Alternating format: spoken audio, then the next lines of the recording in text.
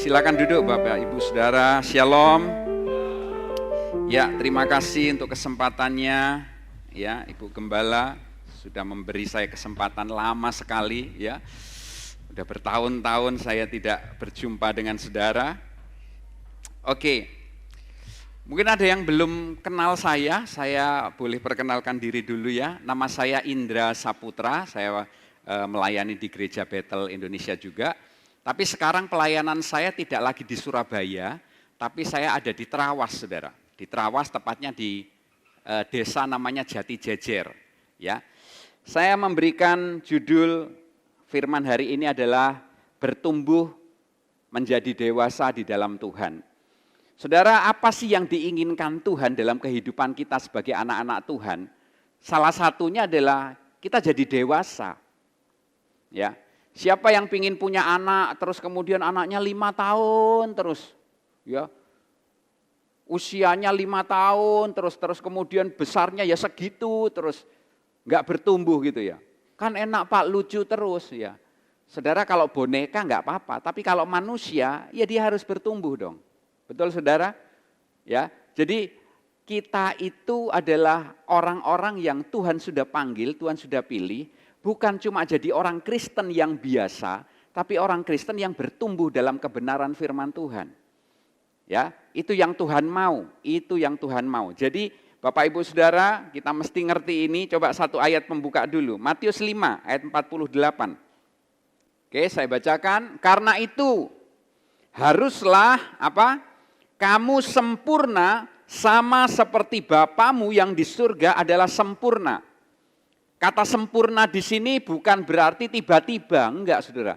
Tapi sebuah proses panjang, bahkan saya boleh bilang proses seumur hidup untuk menjadi sempurna itu. Ya, kata lain sempurna itu adalah dewasa. Pengertian yang lain, ya, bukan cuma saudara sempurna, tapi pengertian yang lain adalah saudara juga diminta, dituntut untuk menjadi dewasa. Ya. Jadi hendaklah kamu juga dewasa di dalam Tuhan. Nah, Tuhan mau kita orang-orang Kristen, ya, anak-anak Tuhan bertumbuh menjadi dewasa sempurna seperti Kristus. Ya, kedewasaan ini bukan ngomong soal usia, Bapak Ibu Saudara. Jangan terjebak sama, oh ini sudah 60 tahun, 70 tahun, 80 tahun, kurang dewasa opo gitu ya. Dewasa di sini bukan soal usia. Tapi bagaimana cara berpikirnya, bagaimana bertanggung jawab dalam hidupnya, bagaimana dia menghadapi masalah persoalan, itu yang Tuhan lihat. Kedewasaan di situ, saudara. Ya, nanti kita akan lihat lagi. Oke, sekarang kita lihat ayat utamanya, Efesus 4. Ayat yang ke-11 sampai ayat yang ke-15. Kita baca gantian ya, saya baca ayat yang ke-11, Bapak Ibu Saudara 12 sampai ayat yang ke-15. Oke, dan ialah itu Tuhan sendiri yang memberikan baik rasul-rasul maupun nabi-nabi, baik pemberita-pemberita Injil maupun gembala-gembala dan pengajar-pengajar, 12.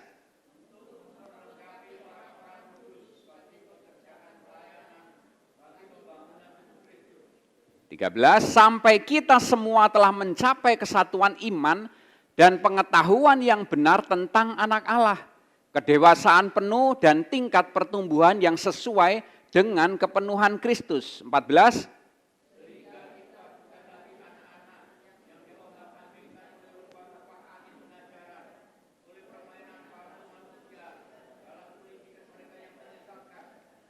Sama-sama, tetapi dengan teguh berpegang kepada kebenaran di dalam kasih, kita bertumbuh di dalam segala hal ke arah Dia, Kristus yang adalah kepala. Bapak Ibu Saudara, ada 3 poin yang ingin saya bagikan buat saudara dari ayat-ayat ini. Yang pertama, Tuhan itu baik. Tuhan itu baik kenapa? Karena ketika Dia minta kita bertumbuh, Dia tidak membiarkan begitu saja. Artinya gini, aku minta kamu bertumbuh, ya udah kamu cari-cari sendiri caranya gimana supaya bertumbuh. Enggak. Tuhan kita itu kayak papa yang bertanggung jawab. Kalau Dia mau anaknya bertumbuh, ya seperti kita, saya punya anak. Kalau saya pingin anak saya bertumbuh dengan baik, maka yang saya lakukan apa? Saya kasih dia susu yang baik, makanan yang sehat, nutrisi yang baik, vitamin yang cukup, sehingga dia bertumbuh dengan baik. Ya, Tuhan kita juga kayak gitu. Dia minta kita bertumbuh, dia kasih semuanya itu. Apa itu? Dikatakan di sini ayat yang ke-11, coba lihat. Ya. Dan dialah yang memberikan baik rasul, nabi, penginjil, gembala, dan pengajar atau guru. Gereja mengenal ini namanya 5 jawatan. Dan tugas gereja adalah dengan 5 jawatan ini jemaat didewasakan. Makanya Bapak Ibu Saudara, ya, gembala saudara mengundang orang-orang yang kompeten gitu ya, yang dikenal oleh gembala saudara, kemudian diminta mengajar di sini, ngajar saudara supaya saudara jadi orang-orang yang dewasa. Mungkin hamba-hamba Tuhan yang diundang di sini ada karunianya nabi, ada karunianya guru, ada karunianya rasul, ya, penginjil, itu semuanya diundang supaya saudara didewasakan. Selain saudara di sini juga digembalakan oleh gembala saudara. Jadi semuanya ini untuk apa? Membangun tubuh Kristus. Itu loh hebatnya Tuhan kita. Dia tidak membiarkan kita bertumbuh dengan cara kita sendiri. Enggak. Semuanya ada toolsnya. Ya, ada caranya. Yaitu kita digembalakan, kita diajar oleh orang-orang yang memang punya karunia ini. Ya, tujuannya apa? Untuk memperlengkapi orang kudus bagi pekerjaan pelayanan, bagi pembangunan tubuh Kristus. Tujuannya apa? Sampai kita semua mencapai kesatuan iman dan pengetahuan yang benar tentang anak Allah. Kedewasaan penuh dan tingkat pertumbuhan yang sesuai dengan kepenuhan Kristus. Ini tujuan saudara dididik, diajar, digembalakan di tempat ini. Supaya saudara dewasa di dalam Tuhan. Dewasanya sekali lagi bukan soal umur. Tapi ketika saudara pulang dari tempat ini ngadepin masalah, caranya gimana? Sudah dikasih tahu. Dididik di sini, diajar di sini. Jangan pakai cara-cara dunia. Jangan, nanti saudara sama aja laan. Tapi pakai cara firman Tuhan. Sehingga kebenaran-kebenaran Tuhan itu saudara alami, saudara kemudian bertumbuh di situ dan saudara melihat mujizat-mujizat Tuhan. Ya, saya kasih contoh. Kalau cara dunia nggak punya duit, apa yang dilakukan? Kalau orang dunia nggak punya duit, apa saudara? Utang, paling gampang. Betul nggak? Wah, gembala saudara kan baik hati, suka menolong, tidak sombong gitu ya. Akhirnya apa? Waduh, nggak punya duit, udah datang aja ke Bu Gembala yuk. Ya, ngomong sama beliau. Bu, ayolah Bu, tolong Bu, gak punya duit Bu, ini anakku mau sekolah Bu, gimana Bu? Wah, dibumbui nangis-nangis lebih Yahud lagi gitu ya. Ya Ibu Gembala karena baik hati, tidak sombong, suka menolong tadi gitu ya. Maka keluarlah dana untuk saudara. Tapi saya kasih tahu, sebenarnya gak boleh kayak gitu caranya. Artinya apa saudara? Menolong gak salah loh saudara. Tapi kita yang mesti ngerti kebenaran. Kita mesti dewasa dalam kebenaran. Kalau enggak punya duit jangan terus langsung pikirannya utang. Jangan. Jangan. Coba sembahyang dhisik. Berdoa dulu saudara. Saya juga pernah ngalami kok enggak punya duit. Tapi makanya kita mesti penuh firman, penuh kebenaran. Sehingga ngerti caranya waktu enggak punya duit itu kayak apa sih. Saya waktu enggak punya duit, ya sembahyang dulu Tuhan. Sebenarnya aku enggak perlu berdoa, Engkau sudah tahu kok Tuhan. Duitku entek Tuhan. Tapi aku percaya Engkau Tuhan Bapak yang baik. Pasti buka jalan. Saudara, kemudian suatu hari ini kejadian yang saya alami. Waktu itu saya masih awal-awal menikah. Benar-benar duit habis karena anak baru melahirkan, saya pas bangun rumah. Jadi benar-benar pertengahan bulan itu duit tinggal 35.000, itu di ATM sudah. Ya, tinggal itu saja, enggak punya yang lain, enggak ada cadangan apapun saudara. Akhirnya apa saudara? Enggak punya duit, ya sembahyang. Nah ini gunanya kita baca firman. Waktu kita baca firman, waktu saya baca firman, Tuhan ingetin satu ayat yang pernah saya baca. Ayatnya bilang gini, Filipi 4 ayat 19. Allahku akan memenuhi segala keperluanmu menurut kekayaan dan kemuliaannya. Ya, saya pegang ayat itu erat-erat, saya jadikan landasan iman saya. Karena iman itu harus ada pijakannya. Pijakannya apa? Firman Tuhan. Bukan karepmu dewe. Iman itu ada dasarnya firman Tuhan. Jangan mau-maunya kita. Ya, enggak. Ada dasarnya. Tuhan ngomong kita pegang itu. Itu dasar yang benar firman Tuhan itu. Nah, saudara, saya dapat itu, saya pegang itu, udah. Dan kemudian apa yang terjadi, saudara? Ketika saya beraktivitas hari itu, tiba-tiba ada telepon dari teman gereja masuk ke handphone saya, tapi enggak saya angkat. Akhirnya udah, saya sampai gereja, saya telepon. Ya, saya panggil dia, "Kok nyari aku ya?" Dia tanya, "Oh iya Andra, aku tadi telepon kamu. Kenapa?" "Ya, aku kok piro hari ini doa kok inget wajahmu terus gitu ya." Ya puji Tuhan, wajah saya enak diingat gitulah saudara ya. Nah ketika saya dikasih tahu gitu, dia tanya lagi, "Kamu baik-baik? Kamu enggak apa-apa?" Ya saya bilang semua baik, semua sehat, puji Tuhan kok. "Kamu cerita, kamu ada masalah apa?" Gitu. Ya karena saya diminta cerita, akhirnya saya ngomong, "Ya semua baik sih, tapi saya pas kehabisan uang karena saya perlu ini itu dan lain sebagainya." "Oh ya udah," dia ngomong, "nanti pulang gereja kamu ke tempat saya ya." "Oke." Ya waktu itu saya masih full time gereja, saya full timer gereja. Pulang dari gereja saya ke rumah orang itu dan kemudian apa? Dia kasih saya sebuah amplop. Dia kasih saya oleh-oleh, kebetulan memang dia baru pulang dari luar negeri, saya dikasih oleh-oleh, saya kasih amplop. Udah pulang. Sampai di rumah saya kumpulin semua yang ada di rumah saya. Waktu itu ada om tante dari istri saya ikut tinggal sama-sama saya, belum percaya Tuhan mereka. Saya kemudian buka amplop itu di depan mereka. Saya ngomong, "Ini berkat Tuhan buat kita." Dan saudara tahu, saya dikasih uang, ternyata uangnya dolar. Yang saya bisa tukar itu untuk kebutuhan saya sampai akhir bulan, bahkan lebih untuk bulan berikutnya. Lihat ya, orang kalau penuh dengan firman, orang kalau dibekali firman, didewasakan, pikirannya enggak cupet, pikirannya enggak dangkal, pikirannya enggak sumbu pendek. Kenapa? Penuh dengan firman.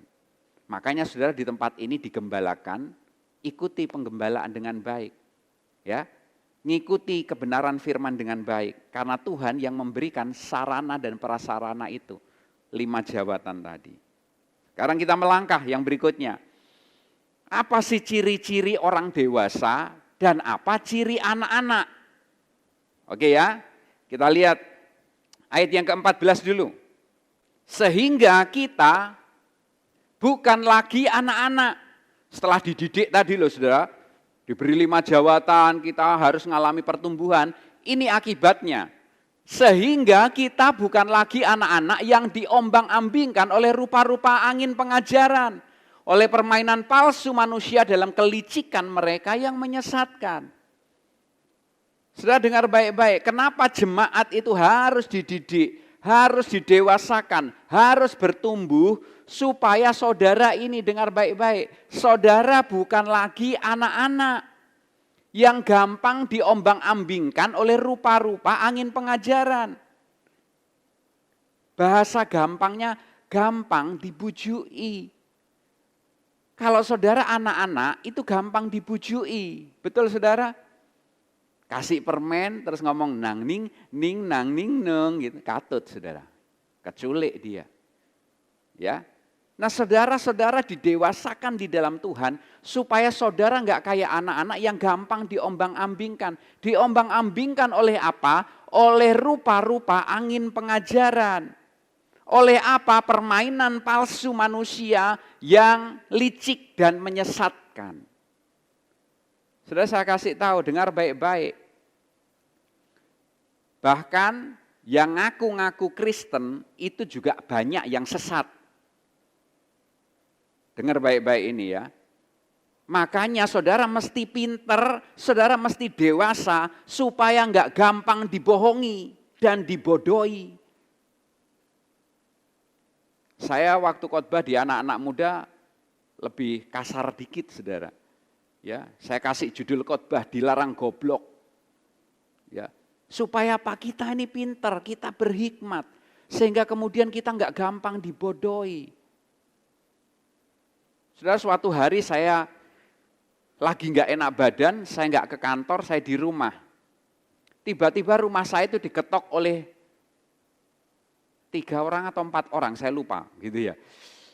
Terus kemudian ketika diketok itu saya bukakan pintu, terus kemudian betul ini rumahnya Pak Indra? Oh iya betul Bu, silakan. Ada beberapa orang masuk. Nah ternyata itu 2 orang dari Korea, ya Korea Selatan. Dan 1 orang itu dari Indonesia, 4 orang. Jadi 2 orang Indonesia, 2 orang Korea. Ya. Dan kemudian ketika saya dengar, oh ini dari Korea Selatan, saya langsung pikirannya gini sudah. Dari Korea Selatan, saya pikir kan Korea Selatan ini lagi kekristenan lagi booming waktu itu. Wah ini pasti orang-orang yang cinta Tuhan ini. Ketika saya persilahkan masuk, saya tanya tujuannya apa datang ke sini. Ternyata dia membawa ajaran baru. Ajaran sesat. Ya, dia ngomong gini saudara. Bapak percaya bahwa ada Allah Tritunggal? Iya, saya percaya. Allah Bapa, Allah Anak, dan Allah Roh Kudus. Iya. Pak, itu kurang lengkap, Pak. Orang Korea itu bilang gitu sudah dengan bahasa yang terbata-bata dibantu oleh orang Indonesia ini. Itu kurang lengkap. Yang lengkap adalah sekarang ada 4, yaitu Allah Anak, Allah Bapa, Allah Anak, Allah Roh Kudus, dan Ibu. Loh, ono mana rek? Gitu ya. Ini ada ajaran baru Allah Ibu. Kan ada Bapak nggak lengkap kalau nggak ada Ibu, Pak. Terus setelah itu orang itu maksa mau baptis saya. Karena dia mikir Bapak udah baptis, udah. Dibaptisnya dalam 3 nama ini kan? Iya. Kalau Bapak masih 3 nama kurang lengkap, harus baptis atas 4 nama. Bapak di sini ada kolam atau ada ini bak mandi? Oh ada bak mandi saya, tapi habis tak kuras, masuk tak leboni dewek gitu ya. Lah tambah kotor mana gitu. Saya ngomong saya nggak mau baptis lagi. Terima kasih untuk waktunya, maaf saya sibuk, saya lagi kurang enak badan, saya minta Bapak Ibu bisa maaf meninggalkan rumah saya. Saya usir dengan hormat gitu. Kenapa? Saya tahu ajarannya salah. Dari mana saya tahu? Didewasakan dalam firman. Saudara, kalau saudara ngerti cara membedakan uang palsu dan uang asli, caranya saudara nggak perlu pegangi uang palsu, enggak. Cukup 1 saudara ngerti mana yang asli, lainnya itu palsu wis gitu loh. Ngerti ya maksud saya ya? Kalau saudara punya duit, pemerintah ngajarin kita duit asli itu dilihat, ada gambarnya, ada benangnya, ya, diraba, ya, diterawang, kelihatan semuanya di terawang itu saudara. 3 ini. Kalau 3 ini tidak masuk, ya udah uang palsu. Jadi untuk saudara tahu yang palsu itu gampang, pegang yang asli. Maka saudara tahu yang palsu. Oh ini palsu, saya gampang, kenapa? Karena saya tahu saya pegang yang asli. Saya nggak mau diombang-ambingkan. Saudara beberapa waktu kemarin ada di Netflix film. Ada yang pernah lihat enggak? Judulnya In the Name of God. Itu film di Korea juga, saudara.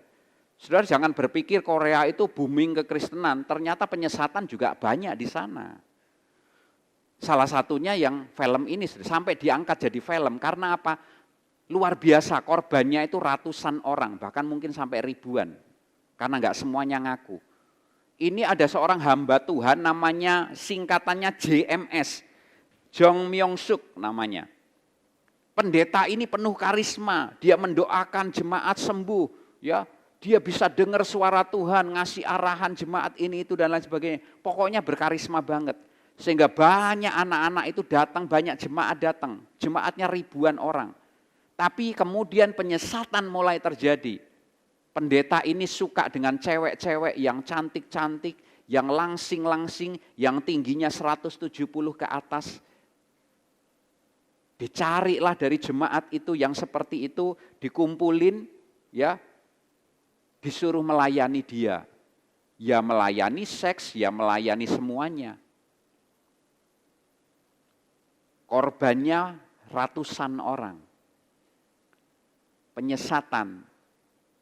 Wong Kristen ngakune, pendeta ini, atas nama Tuhan. Jadi kalau dia ngomongnya gini, kamu disuruh Tuhan melayani aku. Ayo masuk kamar. Makanya judulnya In the Name of God. Atas nama Tuhan. Kenapa kok kita ini disuruh dewasa? Supaya enggak gampang dibohongi dengan yang model-model gini Bapak Ibu. Amin. Coba kasih tahu kiri kanannya, yuk dewasa yuk. Gitu ya. Ya. Nah, sekarang saya ajak saudara untuk lihat, sekarang buat kita, dewasanya itu seperti apa? Ya, ini kan tadi supaya kita pinter gitu ya. 1 Korintus 13 ayat yang ke-11, coba lihat. 1 Korintus 13 ayat yang ke-11. Nah, sekarang Tuhan minta kita dewasa. Ya, untuk kepentingan kita bersama. Oke, 1 Korintus 13 ayat yang ke-11. Saya akan tunjukkan pada saudara apa bedanya anak-anak dan apa bedanya orang dewasa. Ini loh, anak-anak itu kayak gini. Coba kita baca sama-sama. 1, 2, 3. Ketika aku kanak-kanak, aku berkata-kata seperti kanak-kanak. Aku merasa seperti kanak-kanak, aku berpikir seperti kanak-kanak. Sekarang sesudah aku menjadi dewasa, aku meninggalkan sifat kanak-kanak itu. Bapak Ibu yang dikasihi Tuhan, dengar baik-baik. Saya kasih contoh ini. Sifat kanak-kanak itu kayak apa sih? Dari ayat ini kita lihat. Ketika aku kanak-kanak, aku berkata-kata seperti, dengar ya, anak-anak itu nek ngomong gak pernah mikir. Tapi kalau orang dewasa itu mau ngomong mikir dulu. Itu dewasa. Ya. Siapa yang di sini kalau ngomong suka nyakitin orang? Siapa kalau ngomong itu nyelekit? Siapa kalau ngomong itu enggak mikir perasaan orang? Pokoknya ngomong aja. Enggak peduli orang lain tersinggung, enggak peduli orang sakit hati, enggak peduli orang pahit, pokoknya aku ngomong. Itu anak-anak. Saya kasih contoh. Saya punya ponakan, saudara. Ponakan saya masih kecil-kecil, ya. Ada yang umur 3 tahun, ada yang umur 5 tahun. Dua-duanya diajak sama mamanya berkunjung ke tetangganya. Tetangganya itu kebetulan punya bayi, baru melahirkan. 2 anaknya diajak. Ayo lihat bayi yuk di tetangga kita. Ketika datang ke rumah temennya, ke tetangganya ini, saudara, bayinya dikeluarin kan mau lihat tetangganya, dikeluarin. Saudara tahu, 2 anak kecil ini ngelihat bayi itu ngomongnya gini, "Ye, bayi ini elek." Ngerti ya? Pak Jakarta ngerti ya? "Ye, bayi ini elek," tahu ya? "Ye, bayinya jelek." Saudara tahu, mamanya sampai malu, saudara, sama tetangganya. Kenapa? Anak-anak ngomong gak dipikir. Itu sifat anak-anak. Jadi kalau saudara ngomong gak pernah mikir, maaf, saudara belum dewasa. Dan saudara perlu bertobat. Gak enak ya pagi ini ya. Saudara jangan pernah ngomong gini, "Pak, saya ini orangnya dari dulu ya kayak gini." Kalau ngomong ceplas-ceplos, kalau ngomong gak pernah mikir, ya bertobat. Jangan kayak gitu terus. Dan terus saudara ngomongnya gini, "Pak, kalau saya ini sudah ngomong ya mungkin orang sakit hati, tapi saya habis ngomong sudah ya sudah kok Pak." Saya mau kasih tahu, buat saudara sudah, buat orang yang tersakiti belum. Betul enggak? Pisau-pisaumu itu masih nancep di hati banyak orang. Dan engkau dengan entengnya ngomong, saya udah nggak ada apa-apa kok. Saya udah nggak marah kok. Kok enak kon? Habis ngelemparin pisau, nyakitin hati orang dan engkau ngomong, aku udah nggak ada apa-apa kok. Ini namanya pengecut. Berani ngomong tapi nggak mau tanggung jawab. Nah, orang dewasa itu gini saudara, mau ngomong mikir. Apakah perkataanku membangun, apakah perkataanku baik, apakah perkataanku memberkati, apakah kayak gitu. Itu orang dewasa mikir. Saya pernah marah sama istri saya. Saya itu mau ngomong goblok, gak tego, tak kurangi. Tak ngomong bodoh ayo, tapi belum ngomong ini masih mikir saudara. Tak ngomong bodoh ayo, kok sik kasar yo. Akhirnya saya milih kata-kata, kamu kok kurang pinter sih. Walaupun artinya sama tapi rodo halus gitu saudara ya. Saudara yuk belajar yuk. Belajar jadi dewasa. Anak-anak itu ngomong gak mikir, kalau orang dewasa ngomong mikir. Bertanggung jawab. Ya, bertanggung jawab. Bertanggung jawab itu gini, mau ngomong mikir dulu, itu tanggung jawab. Ya, yang kedua, aku merasa seperti anak-anak. Yang kedua, anak-anak itu sifatnya suka baperan, suka main perasaan. Aku gak ke gereja lagi deh. Loh kenapa? Iya, aku kemarin ulang tahun, satu pun orang gereja gak ada yang ngucapin selamat. Udah aku gak mau ke gereja lagi. Alah gara-gara ulang tahun gak dikasih selamat. Udah baper saudara. Udah gak gereja-gerejaan. Iya memang gereja, bukan jangan gereja-gerejaan, gereja temenan rek. Aku gak ke gereja lagi. Karena kemarin Bu Syanin gak nyalami aku. Gak disalami, gak ke gereja. Gak diucapin selamat, gak ke gereja. Ini kekanak-kanaan. Ya, kekanak-kanaan. Ya. Dan sorry saudara, masih banyak jemaat Tuhan, anak-anak Tuhan yang modelnya kayak gini. Suatu hari saya ngadakan ucapan syukur bistonan karena pindah rumah. Saudara, ya saya ini kan rumah saya kecil toh ya. Kalau saya undang seluruh jemaat ya ngadeg kabeh saudara, gak ono sing lungguh karena rumah saya cuma yang saya beli ini cuma 7 kali 15 gitu. Kecil gitu. Sementara jemaat waktu itu ada 250 sampai 300 orang kan ya nggak mungkin tak undangi semua. Jadi yang sing tak undang itu ya yang deket-deket, yang mungkin rumahnya nggak jauh. Ya, yang dekat dengan saya dan rumahnya nggak jauh seperti itu. Ternyata habis selesai ibadah besoknya saya didatengin oleh seorang jemaat. Dia ngomong gini, Dra, ini orangnya lebih tua dari saya jadi dia manggil saya langsung, Dra. Kemarin habis ucapan syukur ya. Oh iya Bu, gitu ya. Waduh seneng ya rumah baru. Oh iya, terima kasih gitu ya. Tapi aku kok gak diundang, Dra. Ya, ketika saya ngomong gitu, waduh iya yo aku lali ngundang yo. Itu saya terus ngomong saya minta maaf. Waduh maaf ya Bu.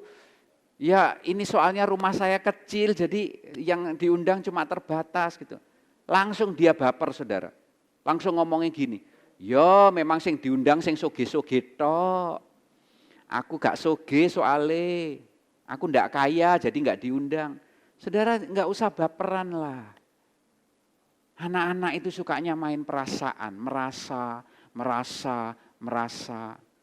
Saudara bukan berarti saudara nggak boleh pakai perasaan ya, para wanita kan seringkali pakai perasaan. Bukan berarti seperti itu, tapi jangan terlalu sampai akhirnya kemudian menghalangi kedewasaan saudara.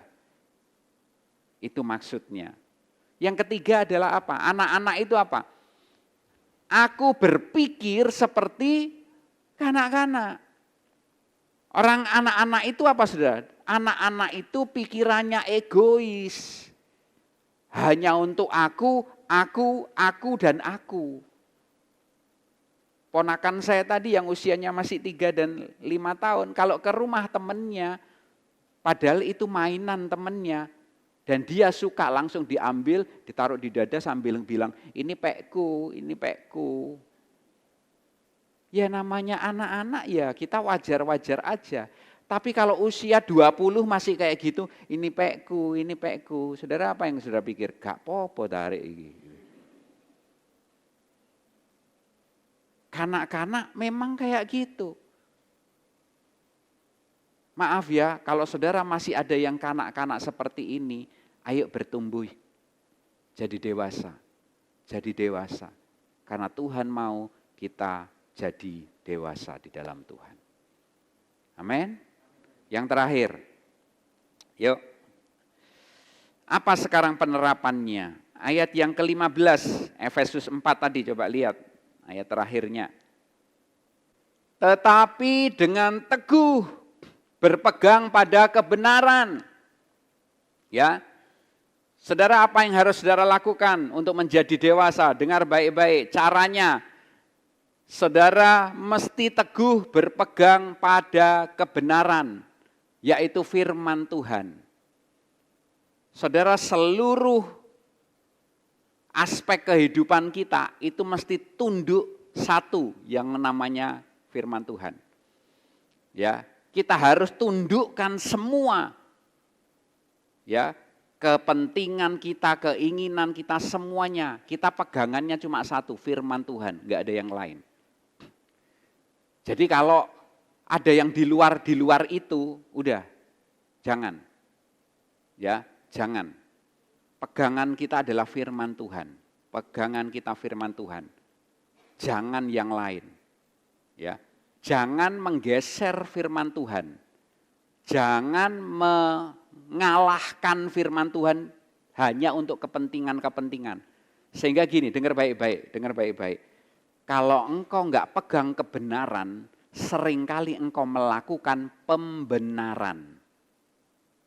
Saya ulangi ya, kalau kita enggak pegang kebenaran, seringkali kita melakukan pembenaran. Jadi misalkan gitu ya.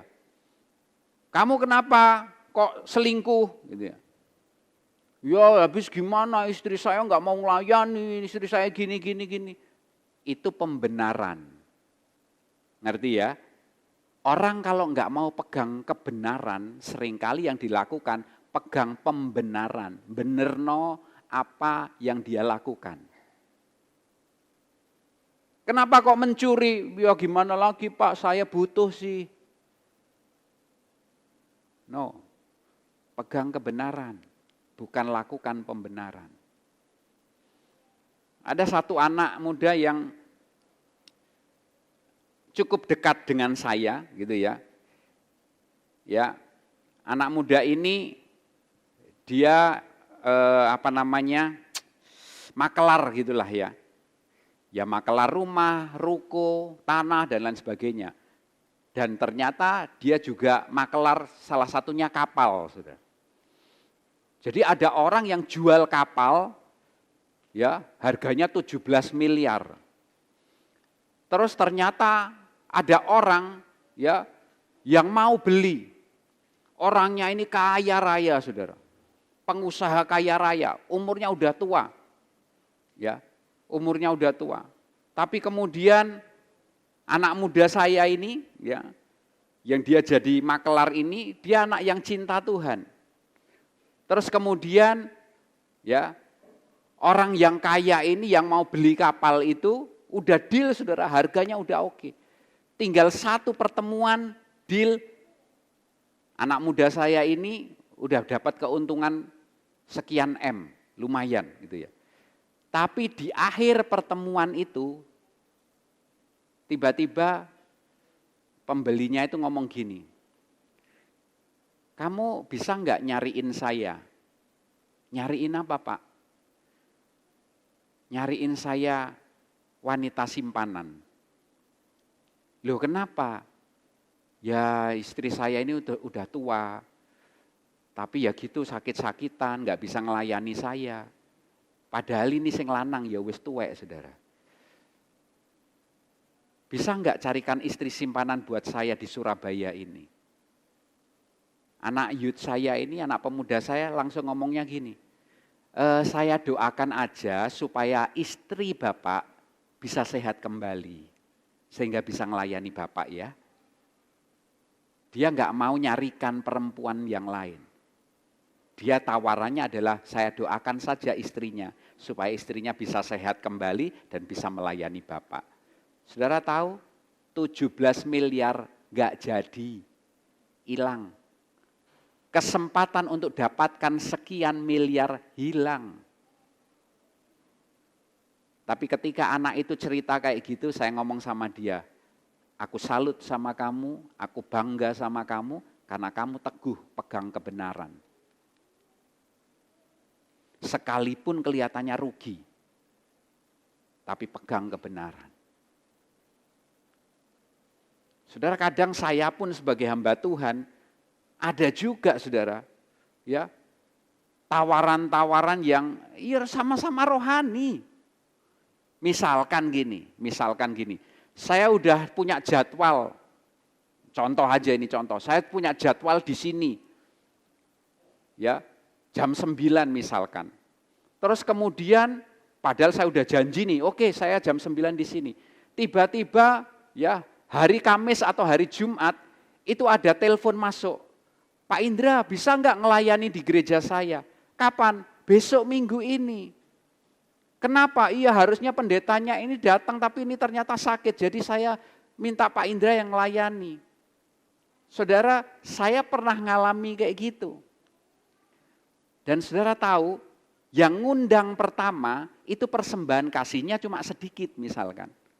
Sementara yang ngundang terakhir ini bisa 10-12 kali lipat dari persembahan yang pertama ini.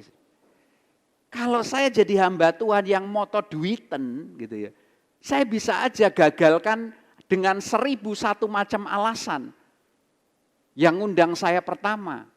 Saya bisa ngomong, aduh ini maaf ya, saya kok lupa ada jadwal ini itu. Saya bisa aja membujuk kayak gitu saudara. Tapi saya belajar punya integritas dalam Tuhan. Saya ngomong sama yang ngundang itu, saya ngomong sorry saya sudah ada jadwal ini. Jadi nggak bisa, maafkan. Dan itu nggak sekali, beberapa kali. Tapi justru ketika saya belajar berdiri teguh dalam kebenaran, berkat Tuhan nggak pernah surut. Berkat Tuhan selalu ada. Jadi kalau saudara mikir, wah ini eman ini sayang ini kalau terlewatkan. Saya kasih tahu, kalau itu melenceng dari firman Tuhan, buang. Lebih baik saudara enggak atau lebih baik saudara rugi, tapi saudara pegang kebenaran firman Tuhan. Enggak apa-apa. Karena Tuhan itu melihat hati saudara. Melihat kesungguhan saudara. Yang terakhir, ayatnya bilang gini. Kita bertumbuh dalam kasih ke arah Dia. Saudara, dua hal ini penting untuk kita lakukan. Nomor satu, pegang firman Tuhan. Yang kedua, kita mesti bertumbuh di dalam kasih. Ya, kasih kita kepada Tuhan, kasih kita kepada sesama mesti bertumbuh. Saudara masih ingat cerita tentang anak yang hilang? Ada bapak punya 2 orang anak, yang bungsu dan yang sulung. Yang bungsu minta duit, ya, terus kemudian dia pergi negeri yang jauh, foya-foya, habis duitnya. Baru dia ingat papanya, dia mau balik, mau jadi pegawainya. Dan kemudian dia balik ke rumah, dari jauh papanya udah lihat, papanya penuh kasih, penuh cinta. Dari jauh dilihat anaknya pulang, dipeluk, dicium. Dikembalikan, dikasih cincin, dikasih jubah, dikasih sepatu. Kembali sebagai anak. Saya mau ajak saudara lihat cerita yang berikutnya. Bapak ini punya anak sulung. Anak sulung itu ketika pulang dari kerja, apa yang terjadi? Dia dengar di rumahnya ada pesta. Pesta meriah. Kemudian dia tanya sama pegawai-pegawainya, ini ono opo ini? Pegawainya bilang, papamu bikin pesta. Kenapa? Adikmu pulang dengan selamat. Sudah lihat ya, anak sulung itu mangkel, jengkel sama papanya. Apa yang dia lakukan? Dia nggak mau masuk. Dia jengkel, dia marah, dia di luar. Akhirnya papanya yang di dalam keluar. Datengin anak itu. Mungkin papanya mau ngerangkul dia gitu ya. Tapi anaknya ngomong, wis nggak usah ngerangkul-ngerangkul Pak. Mangkel aku, jengkel aku sama papa. Loh, apa oseko, apa oko, gitu ya. Ternyata ini ceritanya Mandarin gitu ya. Jadi dipanggil Koko gitu ya. Apa oseko gitu ya. Anak yang sulung ini ngomong gini, papa ini gimana sih? Adik itu Pak ya, wis ngabisin duit, bikin malu keluarga. Pergi ke negeri yang jauh, foya-foya sama pelacur. Papa namanya hancur, harta kita juga habis. Sekarang dia pulang, kok diterima? Udah buang aja Pak. Tapi apa yang papanya katakan, dengar baik-baik ini. Papanya bilang gini, Ko, ya opo, dia adikmu Ko. Ya apa, dia anakku. Mosok tak buang. Dia adikmu loh Ko. Sudah dengar baik-baik. Papa anak ini sedang ngajarin anak sulungnya untuk punya kasih yang lebih tinggi lagi. Cara berpikirnya bukan kayak anak-anak. Kalau orang bersalah, buang. Kalau orang salah, wis gak usah direken. Kalau ada orang salah, wis gak usah disopo. Itu kekanak-kanaan. Jadi kalau dengar baik-baik ya jemaat di tempat ini, kalau ada jemaat yang lama tidak datang, terus kemudian dia tiba-tiba datang, mungkin dia waktu meninggalkan saudara, meninggalkan gereja ini, dia berbuat salah. Dia berbuat sesuatu yang menjengkelkan. Kalau dia pulang, yuk diterima lagi yuk. Ada amin? Karena kita mesti mengasihi yang terhilang. Jangan orang datang terus kemudian malah kita ngomong, loh si urip kon. Gak mate ae gitu ya. Sudah dengar baik-baik. Yuk miliki kasih yang bertumbuh. Kasih kepada Tuhan, kasih kepada sesama. Saudara, seringkali kita lebih jahat daripada orang-orang dunia. Saya tutup dengan cerita ini, saudara. Ada seorang ya yang datang ke gereja, terus dia lupa matiin handphonenya. Tiba-tiba handphonenya nyala. Semua mata tertuju kepada orang itu. Sambil tatapannya marah semua. Wah, ini mengganggu. Dan pendetanya waktu khotbah kena suara handphone kayak gitu, terganggu dia. Ikut marah. Siapa itu yang punya handphone? Enggak bisa menghargai Tuhan ya. Terus diusir, saudara. Yang enggak bisa menghargai Tuhan, pulang. Bapak itu merasa malu, merasa dipermalukan, dan akhirnya dia pulang.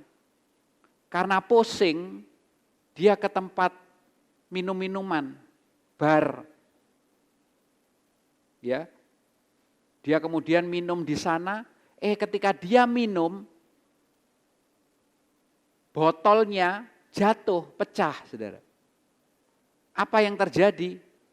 Pengunjung di sekitarnya ngelihat dia bukannya marah, tapi ditanya, kamu baik-baik, enggak apa-apa, enggak kena pecahan beling ya. Terus waitersnya, pelayannya langsung datang bersihkan botol yang pecah itu sambil ngomong, Pak maaf ya Pak ya, saya bersihkan Pak. Terus kemudian orang itu ngambil kesimpulan gini, wis gak neng gereja mana aku. Orang gereja lebih jahat daripada orang-orang di bar. Padahal orang gereja ngakunya percaya Tuhan, orang Kristen penuh kasih. Tapi mana? Salah sedikit saja, handphone bunyi aja seluruh mata menghakimi. dan melihat itu sebuah kesalahan yang tidak terampuni. Tapi begitu dia ke bar, minum sama orang-orang dunia, mereka lah menghargai saya. Sejak hari itu orang itu nggak pernah mau ke gereja lagi. Dengar gereja Tuhan, jangan lakukan kesalahan yang sama. Kasihi semua orang, siapapun mereka. Jangan pernah berpikir lebih baik hidupmu daripada mereka. No, hidupmu sama rusaknya dengan orang-orang itu. Tapi engkau dicintai Tuhan, engkau dikasihi Tuhan. Dan mereka pun dikasihi Tuhan. Cara pandang kita mesti benar. Jangan merasa lebih baik. Wah, aku kan pendeta, aku kan pengurus gereja, aku lebih suci dari mereka. No. Kita dulu juga brengsek, kita dulu juga jahat, kita dulu juga nggak karuan, tapi dikasihi oleh Tuhan. Sehingga hari ini kita di sini. Jadi kalau ketemu orang yang jahat, ngomong sama dirimu, iku aku biyen, itu aku dulu, dan aku mau supaya orang itu juga ketemu Tuhan yang mengasihi aku. Kalau ada teman-teman gerejamu yang meninggalkan saudara dan mau kembali ke tempat ini, seperti bapak itu loh. Waktu anak bungsu balik, dipeluk, dicium, diterima. Kasih kita mesti bertumbuh. Tuhan memberkati saudara.